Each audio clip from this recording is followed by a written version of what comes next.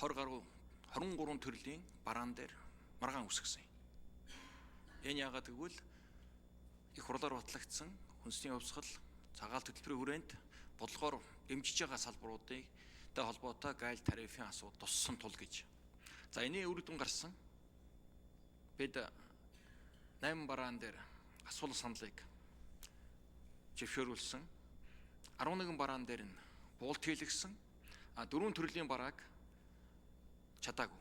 Тэр ямар 4 төрлийн бараа байна гэвэл одоо йогурт, амтж жигнэмэг, өргөнцөр, эрдэс тусдагсан 4 төрлийн бараан дээр тарифын хамгаалтаа бид нар авч чадаагүй. Гэхдээ гол үндсэн бараан дээрээ бид хамгаалтуудаа хийж, ялангуяа өндөгний асуудлыг хурц байсан. Энийг бид нар зохион байгуул зохицуулж чадсан. Улаанбуудaan квотын асуудал байна, зохион байгуул зохицуулж чадсан. Архины асуудал байсан, пивний асуудал байсан. Гэх мэтлэнгийн дотоодын үйлдвэрлэл нэлээд бэгдсэн салбаруудынхаа гол хамгаалтаа авч чадсан. За нөгөө талаас цаг хугацаа бэлэн үү?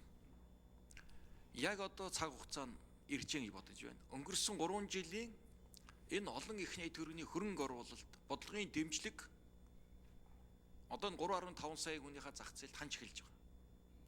Монголын аж ахуйн нэгжүүдэд шинэ зах зээл хэрэгтэй. Тэр зах зээлийг нээж байна. 200 сая хүний зах зээл нээгдэнэ. Уламжлалт 90 оноос өмнөх манай гол харилцаа эдийн засаг худалдааны 90% харилцаа явж исэн гол түнш орнууд буюу цэрүүн бүсийн 200 сая хүний зах зээл. 10 тэрбум долларын манай ижил төстэй барааны импорт хийж байгаа зах зээл. Өнөөдөр хүн сүдэ аж ахуйн үйлдвэрийн салбар 1 тэрбум долларын экспорт хийдэг болсон. Ноол урныг 500 сая гарах бах, мах одоо 300 сая даваад гарч байна. За бусад төрөл нь ороод 1 тэрбум руу тэмүүлж байгаа. Энэ бид тэр 10 тэрбумын зах зээл дээр л өрсөлдөнө. Харьцангуй үндэсний үйлдвэрүүд шинжилэлд технологийн өөрчлөлт, олон улсын чанар стандартыг нэвтрүүлэх, сав баглаа буудлаа өөрчлөх гээд энэ цогц асуудал үндсэндээ богино хугацаанд бид хийсэн. Одоо зах зээл рүүгээ тэмүүлнэ. Өрсөлдөөнд орно.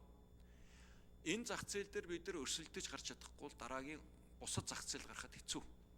Тэгэхээр зайлшгүй өрсөлдөөн буюу нэг талаасаа өргөн боломж гэж үзэж байгаа. Энд нийт гарч байгаа 367 төрлийн барааны 97% нь манай хөдөө аж ахуй хөнгөн үйлдвэрлэлийн бидний хийх ёстой бараа гарч байгаа шүү. Нөгөө талаас импортын 367 төрлийн барааны 62.7% буюу 230 ширхэг бараа нь хүнд үйлдвэрийн бараа.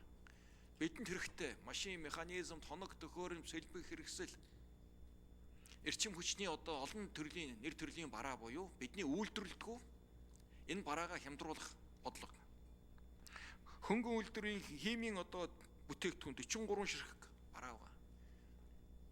Газар тариалд өргөрлөж байгаа бордоо, тесрэх бодис, малын одоо вакцинууд, эрүүл ахуйн салбарт эмнэлгийн салбарт хэрэглэж байгаа шингэн витаминууд. За тэгээд Монгол улсад үйлдвэрлэлтгүй өртгийг нөлөөлж байгаа бараануудыг нийлэн оруулж өгсөн. Нөгөө талдаа бид нар боломжийг олж авна. Нөгөө талдаа бид бас үн унгаана. За хүнсний төрлийн 94 ширхэг бараа байгаа.